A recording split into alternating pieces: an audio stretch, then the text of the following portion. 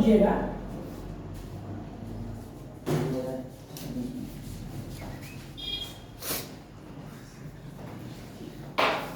SP coaching centre में आप सभी का स्वागत है।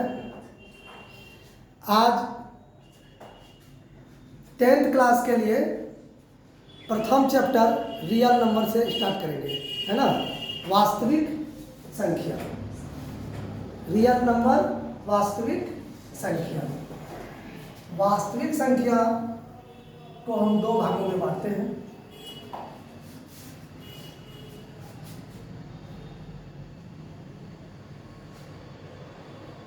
एक हो जाएगा rational number, rational number. Rational number को हम लोग कहते हैं परिमेय संख्या, परिमेय संख्या, ठीक है ना। दूसरा भाग हो जाएगा इरेशनल नंबर, इरेशनल नंबर, अपरिमेय संख्या, अपरिमेय संख्या, ठीक है ना। तो परिमेय संख्या वह संख्या है जिसे हम p/q के रूप में लिख सकते हैं। परिमेय संख्या वह संख्या है जिसको हम p/q के रूप में लिख सकते हैं। इसको हम लिख सकते हैं p/q के रूप में, जहां p और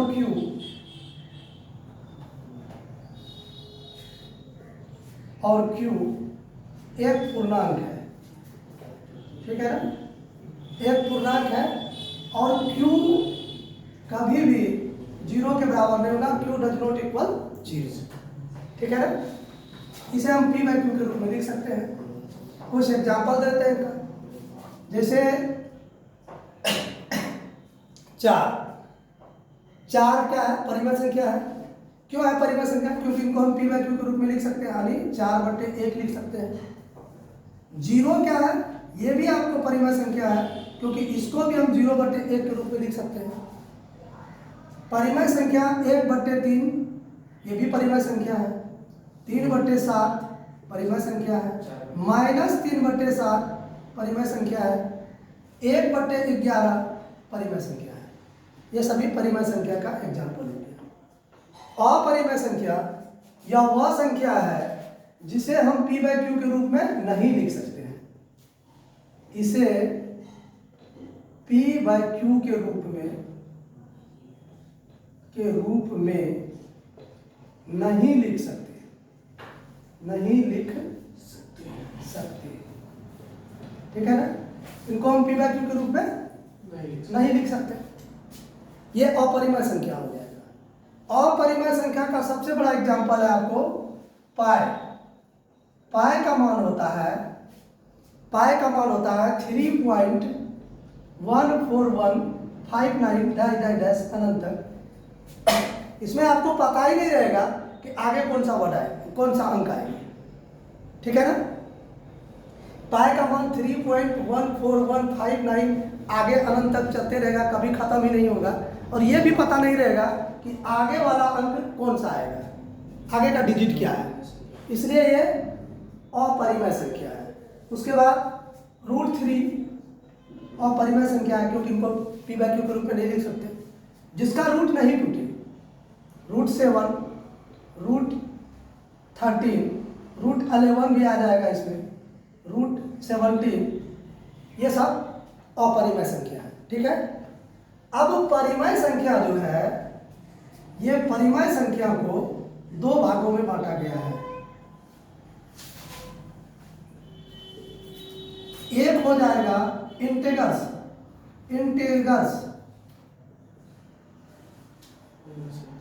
पूर्णांक, ठीक है ना। दूसरा हो जाएगा आपको भिन्न, fraction,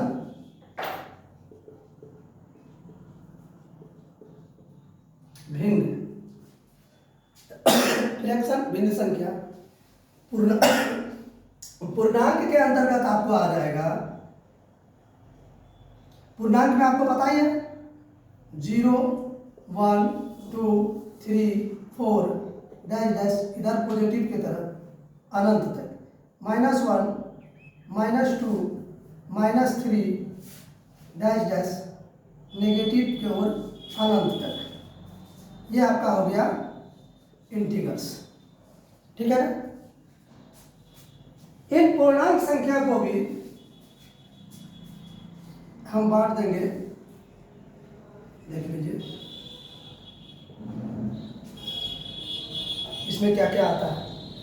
whole number WHOLE whole number, ये हो जाएगा आपको पूर्ण संख्या, पूर्ण संख्या जो कि आपको 0 से स्टार्ट होगा। किससे स्टार्ट होगा? 0 से, 0 1 2 3 4 5 6 अनंत तक, ठीक है ना। इसी पूर्णांक संख्या को बांटा गया है नेचुरल नंबर,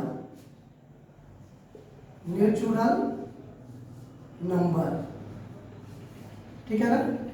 प्राकृतिक संख्या, प्राकृतिक संख्या ये गिनती की संख्या है, गिनती की संख्या को प्राकृतिक संख्या कहा जाता है और ये 1 से स्टार्ट होता है।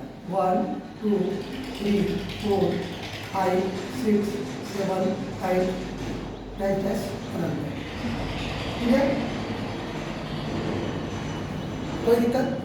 नेचुरल नंबर को बड़ी एन द्वारा सूचित किया जाता है, नेचुरल नंबर को बड़ी एन द्वारा सूचित किया जाता है और होल नंबर को W द्वारा सूचित किया जाता है, ठीक है ना। अब यहाँ पे आ जाएगा आपका पूर्ण संख्या आ गया, प्राकृतिक संख्या आ गया, नेगेटिव संख्या। इसी पूर्णांक के अंतर्गत आ जाएगा नेगेटिव,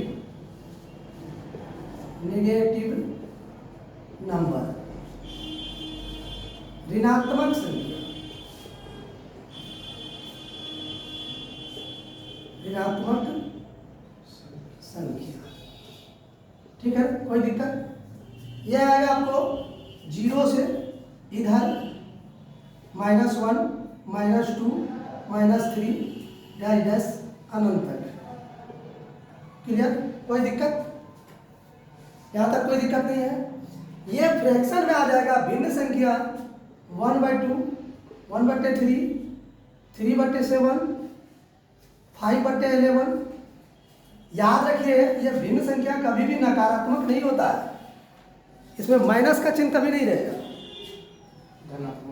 जैसे परिमेय संख्या में भी भिन्न है, लेकिन ये ऋणात्मक और धनात्मक दोनों, यहाँ है ऋणात्मक -3/7, लेकिन ये भिन्न में कभी भी माइनस नहीं होगा। इन दोनों में यही अंतर होता है। पूछता है क्वेश्चन परिमेय और भिन्न में क्या अंतर है, तो परिमेय ऋणात्मक और धनात्मक दोनों हो सकती है, लेकिन भिन्न सिर्फ धनात्मक होगा, ठीक है ना।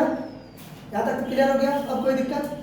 अब इसी प्राकृतिक संख्या से भी कुछ संख्या निकल जाता है आपको, देखिए वो आता है इवेन नंबर,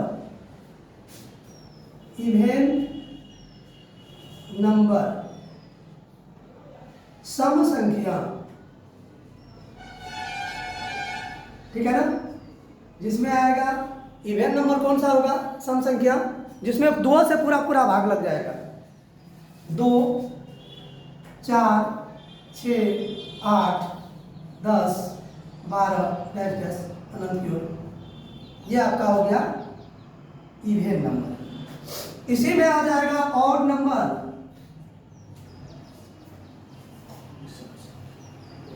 विषम संख्या, विषम संख्या। विषम संख्या में आएगा वह संख्या जिसमें 2 से भाग नहीं लगे, पूरा पूरा भाग नहीं लगे, भाग लगेगा नहीं, पूरा पूरा नहीं लगेगा, पूरा कटेगा ही नहीं। इसमें आ जाएगा 1 2 3 4 सॉरी 1 3 4 नहीं आएगा, 1 3 5 7 9 11 ये सब आ जाएगा आप में, ठीक है। अब आ जाएगा जाएगा आपको prime number. Prime number, prime number का मतलब हो गया अभाज्य संख्या। अभाज्य संख्या यह वह संख्या है जिसमें स्वयं और एक के अलावा किसी और से उसमें भाग नहीं लगेगा, वो प्राइम नंबर हो जाएगा। विषम क्या कहता है, अभाज्य संख्या हो जाएगा। क्लियर? स्वयं और एक के अलावा किसी और से भाग नहीं लगे, वह अभाज्य संख्या होगा। जैसे दो, दो में दो और एक के अलावा किसी और से भाग नहीं लगता है। तीन, तीन में तीन और एक के अलावा किसी और से भाग नहीं लगता है। पाँच, सात, नौ नहीं हो, नौ भी नहीं, क्योंकि नौ विषम संख्या है लेकिन फिर भी वह अभाज्य संख्या नहीं है, क्योंकि नौ में तीन और तीन से लग जाता है, नौ से भी लगता है, एक से भी लग जाता है, तो तीन से लग जाता है, इसलिए वो नहीं होगा। इसमें हो जाएगा 11, 13, ये सब आ जाएगा। 17, 19, बहुत इस तरह से ये हो जाएगा, जिसमें खुद और स्वयं और एक से के अलावा किसी और से भाग नहीं लगे, वह हो जाएगा अभाज्य संख्या। क्लियर? अब है फैक्टर नंबर। फैक्टर नंबर ये हो जाएगा आपको भाज्य संख्या। भाज्य संख्या, भाज्य संख्या किसको कहते हैं? तो जिसमें खुद और एक के अलावा किसी और से भी भाग लगे। जैसे 4, 4 में खुद से तो लगेगा ही, स्वयं से लग जाएगा, 4 से 1 से भी लगेगा, उसके अलावा वो 2 से भी लग जाएगा, इसलिए ये भाज्य संख्या है। 6, 8, 9, 10, ये सभी संख्या स्वयं और एक के अलावा किसी और से भी लगता है। जैसे 9 3 से लग जाता है, 10 जो है 5 से लग जाता है, 2 से लग जाता है, ये सभी कौन सा नंबर है? भाज्य संख्या है, फैक्टर नंबर से। क्लियर हो गया? फिर से रियल नंबर का दो भाग, रेशनल नंबर, इरेशनल नंबर, परिमेय संख्या और अपरिमेय संख्या। परिमेय संख्या वह संख्या है जिसे p/q के रूप में हम लिख सकते हैं, जहां q और p और q एक पूर्णांक है और q के बराबर कभी भी जीरो नहीं होगा, यानी नीचे में कभी जीरो नहीं होगा, कोई ना कोई अंक होगा ही, संख्या होगा। ठीक है ना? इसका एग्जांपल में हो गया 4, क्योंकि 4/1 हम लिख सकते हैं, p/q के रूप में लिख सकते हैं। जीरो को भी परिमेय संख्या में हम ले सकते हैं, क्योंकि 0/1 हम लिख सकते हैं। ठीक है ना? इसके नीचे में कुछ नहीं है तो 1 है। 1/3, 3/7, -3/7 परिमेय संख्या ऋणात्मक भी होता है, इसलिए माइनस भी ले सकते हैं। 1/11, इस तरह से ये आपका परिमेय संख्या क्लियर हो गया। अपरिमेय संख्या वह संख्या है जिसमें जिसे p/q के रूप में हम नहीं लिख सकते हैं। जब p/q के रूप में लिख ही नहीं सकते हैं तो q = 0 होना हो, उससे क्या मतलब है? नीचे में होगा ही नहीं कुछ, है ना? इनको p/q के रूप में लिख ही नहीं सकते हैं। इनका सबसे बड़ा एग्जाम्पल पाई है। पाई क्यों एग्जाम्पल है? क्योंकि पाई का मान 3.14159 अनंत तक होता है। क्या होगा आगे किसी को पता नहीं है ना? तो जिनका पूरा पूरा भाग नहीं लगे, उनका अंत कहाँ होगा, आगे कौन सा अंक आएगी, ये पता नहीं हो, वो अपरिमेय संख्या हो जाएगा। क्लियर है? क्योंकि ये अशांत अनावर्ती संख्या है। इसका सबसे बड़ा एग्जाम्पल, इनका उत्तर देने का सबसे बढ़िया तरीका है, पाई का मान अशांत अनावर्ती है। ये एक तो ये शांत नहीं होगा, आगे कौन सी अंक आएगी ये भी पता नहीं चलेगा, इसलिए अशांत अनावर्ती संख्या है, इसलिए ये अपरिमेय संख्या हो गया। क्लियर है? पूर्णांक के अंतर्गत अब ये परिमेय संख्या को दो भागों में बांटा गया, एक इंटीग्रल पूर्णांक, दूसरा फ्रैक्शन भिन्न। तो पूर्णांक के अंतर्गत भी पूर्ण संख्या, प्राकृत संख्या, ऋणात्मक संख्या आती है। ठीक है ना? पूर्ण संख्या 0 से स्टार्ट होगा, प्राकृतिक संख्या 1 से स्टार्ट होगा अनंत तक, और नेगेटिव संख्या 0 से नीचे की तरफ माइनस में अनंत तक। -1 -2 -3 -4, ठीक है, क्लियर हो गया। अब प्राकृतिक संख्या के अंतर्गत इवेन नंबर सम संख्या जिसमें 2 से भाग लगेगी, विषम संख्या जिसमें 2 से भाग नहीं लगेगी। अभाज्य संख्या, अभाज्य संख्या के एग्जाम्पल आप ऐसे भी दे सकते हैं, वह संख्या जिसका 2 से अधिक गुणनखंड नहीं हो, 2 से अधिक गुणनखंड नहीं हो, वह आपको अभाज्य संख्या होगा। जैसे 2 का अभाज्य गुणनखंड निकालेंगे तो 2 से अधिक नहीं होगा, 2 का गुणनखंड क्या होगा, 1 × 2, 2 ही गुणनखंड हुआ। 3 का निकालेंगे तो 1 × 3, 2 ही गुणनखंड हुआ। 2 से अधिक अभाज्य गुणनखंड इनका होगा ही नहीं। जैसे 17 का निकालेंगे तो 1 × 17, 2 से अधिक अभाज्य गुणनखंड इनका नहीं होगा, वो हो जाएगा अभाज्य संख्या। एक तो ऐसे भी दे सकते हैं। दूसरा तरीका इनको इसका डिफिनेशन देने का ये भी है कि जो संख्या स्वयं और एक के अलावा किसी और से भाग नहीं लगे। 2 तरीका, फैक्टर नंबर्स, भाज्य संख्या, ये वह संख्या है जो स्वयं और एक के अलावा किसी और संख्या से भी भाग लग जाएगा। और दूसरा तरीका है इनका 2 से अधिक गुणनखंड होगा। इनका भाज्य संख्या का अभाज्य गुणनखंड 2 से अधिक होता है। जैसे देख लीजिए 4 का हो जाएगा 1 2 2, कितना गुणनखंड हो गया, 3 गुणनखंड हो गया। अभाज्य गुणनखंड 3 हो गया, इसमें 2 से अधिक हो गया। जिसका 2 से अधिक अभाज्य गुणनखंड हो जाएगा वो हो जाएगा भाज्य संख्या। क्लियर हो गया। अब इसमें आता है कि दशमलव प्रणाली, उसको भी समझना जरूरी क्योंकि आपका चैप्टर में बहुत पूछता है। दशमलव प्रणाली में क्या होता है, दशमलव प्रणाली, इसके अंतर्गत 2 तरह की संख्या आता है। एक होता है शांत, दूसरा होता है अशांत, ठीक है ना। एक शांत, दूसरा अशांत। शांत से तात्पर्य है कि भाग फल पूर्ण रूपे दशमलव के बाद पूरा कट जाएगा, दशमलव के बाद कट जाएगा। दशमलव प्रणाली है तो दशमलव तो रहेगा ही, भाग देने के बाद दशमलव का काम आ जाएगा, दशमलव में भागफल आएगा इसका, लेकिन पूरा ये कट जाएगा। इसमें इस तरह की संख्या निकलेगी आपको, भाग देने के बाद 3.142 खत्म, आगे नहीं आएगी, ठीक है। ये हो गया शांत। अशांत का 2 भाग, अशांत का भी 2 भाग। एक होगा अशांत आवर्ती, अशांत आवर्ती, दूसरा होगा अशांत अनावर्ती, अनावर्ती। अशांत आवर्ती में किस तरह का वर्ड रहेगा, जैसे 6.33333, यानी बार 3 ही आएगा, ऐसा वर्ड देखे होंगे। इसी में रेकरिंग का व्यवस्था होता है, 6.3 पे रेकरिंग।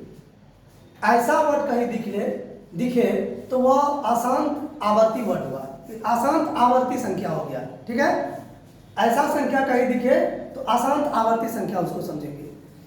फिर अशांत अनावर्ती में क्या आएगा, अशांत अनावर्ती में इस टाइप का आएगा, दशमलव के बाद एक तो रुकेगा नहीं, रुकेगा इसमें भी नहीं, भाग देने के बाद भागफल रुकेगा इसमें भी नहीं, लेकिन एक ही वर्ड आएगा, एक तरह का वर्ड आएगा, एक अंक आएगा, एक तरह का अंक बार आते रहेगा, ठीक है ना।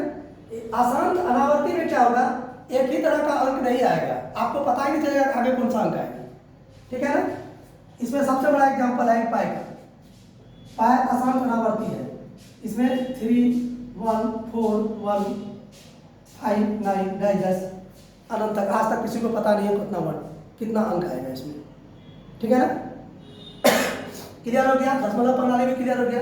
अब शांत के लिए एक सूत्र आता है, बिना भाग दिए पता करना है कि ये भिन्न शांत होगा कि अशांत होगा, बिना भाग दिए।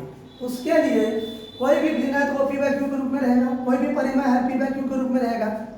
तो Q का अभाज्य गुणनखंड हमेशा 2 पे पावर m इंटू 5 पे पावर m के रूप में रहेगा, यानी 2 और 5 आएगा हर में। इनके अलावा कुछ हो आ जाए तो वो अशांत हो जाएगा, 2 और 5 आएगी शांत होगा, ठीक है ना। यहाँ तक कोई दिक्कत नहीं ना, इसको नोट कीजिए।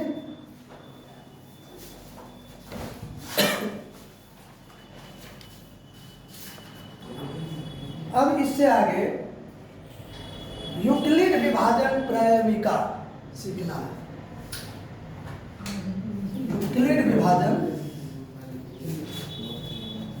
ध्यान से मात्र 5 मिनट ध्यान से देखना है, क्लियर हो जाएगा। यूक्लिड, इधर ध्यान, यूक्लिड विभाजन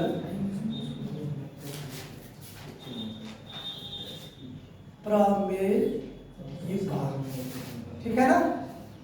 यूक्लिड विभाजन प्रमेयिका, इसको समझने के लिए हम लोग 2 संख्या लेते हैं, 2 पूर्णांक लेंगे। एक पूर्णांक लेंगे a, दूसरा लेंगे b, ठीक है। अच्छा, यूक्लिड विभाजन प्रमेयिका समझने के लिए सबसे पहले भाग हम लोग कैसे देते हैं, ऐसे देते हैं ना। यहां जो रहता है उसको बोला जाता है भाज्य, ठीक है। यहां जो रहता है उसको बोला जाता है भाजक। यहां जो आएगा भाग देने के बाद वो हो जाएगा भागफल। और ये भाजक भागफल गुना होकर भाज्य में घट जाता है। घटने के बाद यहां पे आपको मिलेगा शेष या शेषफल, ठीक है। यहां जो a और b पूर्णांक लिए हैं, यही a को यहां रखेंगे, ये हो गया आपको a, यानी भाज्य लिए हैं a, ठीक है। भाजक के जगह पे ये b लेंगे, भाजक के जगह पे क्या लेंगे, b। भागफल में हम लोग q लेते हैं और शेषफल में r लेते हैं, क्लियर। इतना तो समझ में आ गया। इसके लिए एक सूत्र आता है, ये a, b, q और r जो है, ठीक है ना, भाज्य, भाजक, भागफल और शेष, इन सभी में एक संबंध है, ठीक है ना। इन सभी में जो संबंध है उसी संबंध को यूक्लिड विभाजन प्रमेयिका या परिमेय कहते हैं, clear. A B Q R में जो संबंध है उसी संबंध को यूक्लिड विभाजन परिमेय कहते हैं। इसमें क्या संबंध है, तो शर्त के साथ संबंध है। शर्त क्या है वो भी बताएंगे अभी। इसके साथ संबंध है भाज्य बराबर, क्योंकि ये संबंध सबसे पहले यूक्लिड ही दिए थे, इसीलिए यूक्लिड विभाजन परिमेय कहा जाता है, ठीक है।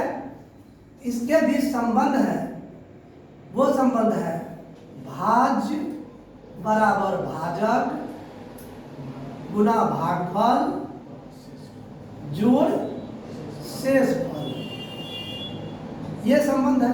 इसी संबंध के तहत हम लिखते हैं a बराबर बी क्यू प्लस आर, जहां एक शर्त भी है, जहां शर्त है, जहां ये जो होगा आपको r, जहां r 0 से या तो बड़ा होगा, 0 के बराबर हो सकता है, लेकिन 0 से कम कभी नहीं होगा। इसलिए ये बड़ा का चिन्ह देके यहाँ बराबर का भी चिन्ह दे देंगे। इसका मतलब हुआ 0 से बड़ा और 0 तक ले सकते हैं, 0 से कम नहीं होगा r। और ये जो b है, ये जो b है भाजक, इससे हमेशा ये कम रहेगा, b से हमेशा ये कम रहेगा, ये इसका शर्त है। ये यूक्लिड विभाजन परिमेय जो दिया गया a बराबर बी क्यू प्लस आर, एक शर्त के साथ दिया गया। शर्त ये लगाया गया कि r जो है यानी शेषफल जो है वो 0 से कम कभी नहीं होगा, यानी माइनस में कभी नहीं होगा। शेषफल कभी माइनस में देखे हैं, नहीं ना देखे, तो r जो है 0 से कम कभी नहीं होगा, 0 तक हो सकती है, जिसमें पूरा पूरा भाग लगेगा तो 0 हो जाएगा, 0 तक ये हो सकती है r, यानी शेषफल 0 तक हो सकती है। परंतु b से अधिक नहीं होगा, b से कम ही रहेगा, क्योंकि भाजक से कम होने के बाद ही इसको हम लोग छोड़ते हैं। ठीक है, इसी शर्त के साथ ये परिमय दिया गया, ये दिए थे यूक्लिड विभाजन यूक्लिड जी ने दिए थे, इसीलिए इसको यूक्लिड विभाजन परिमय कहते हैं। और इनका प्रयोग हम लोग HCF निकालने में करते हैं, हाईएस्ट कॉमन फैक्टर निकालने में, यानी मौसा निकालने में इनका प्रयोग करते हैं। यही यूक्लिड विभाजन परिमय है। क्लियर हो गया? अब कोई दिक्कत? ठीक, अब यहां से चैप्टर आप लोगों का स्टार्ट हो जाएगा। बहुत जरूरी है, इस डायग्राम को याद रखिए। यहां ले लेते हैं वृत्त, ठीक है ना, इसके अंतर्गत रख देते हैं नेचुरल नंबर, नेचुरल नंबर, ठीक है ना, नंबर, नेचुरल नंबर क्या होगा? 1 2 3 4 डैश अनंत, ठीक है। इसके ऊपर एक वृत्त और लगाते हैं, ये हो गया आपको हॉल नंबर, हॉल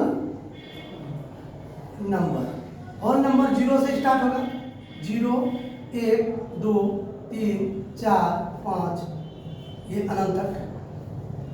कोई प्रॉब्लम नहीं है ना? इधर नोट कर लिया है? नहीं सर, नोट कीजिए, नोट कीजिए फटाक से। इसके ऊपर एक वृत्त और लगाते हैं, वो लगा दिए ऐसे। इसके अंतर्गत आप रख लीजिए इंटेगर्स, इंटेगर्स गुरु से लिखते हैं इसमें, इंटेगर्स, इंटीगर्स, ठीक है। इसके अंतर्गत कौन होगा? तो 0 धनात्मक संख्या अनंत तक, ऋणात्मक संख्या वो भी अनंत तक, ठीक है ना, यहां तक कोई दिक्कत? इसके बाद इसके ऊपर भी एक वृत्त लगाते हैं, वो इस तरह से ऐसे, ये हो गया आपको रेशनल नंबर। ये क्या हो गया? रेशनल नंबर, ठीक है ना। रेशनल नंबर के अंतर्गत आ जाएगा 4 -5 1/3 7/11 -11/1/11, इस तरह से ये हो गया आपको रेशनल नंबर, ठीक है ना। यहां तक कोई दिक्कत नहीं है ना? आगे देखिए, ये कहां से निकला था? ये रियल नंबर से निकला था, ये था आपको रियल नंबर, ठीक है ना। रियल नंबर के अंतर्गत ये आ गया रेशनल नंबर, इधर आ जाता है आपको इरेशनल नंबर, इरेशनल नंबर। कोई दिक्कत? इरेशनल नंबर के अंतर्गत आ गया पाई का मान 1.1 3.14159 डैश अनंत तक, √3 √5 √7 √11 √13 इत्यादि, ठीक है। कोई दिक्कत? ये सभी संख्या को अभी हम पढ़ाए थे, ठीक है। अब इसमें क्वेश्चन किस तरह से किया जाता है वो समझिए।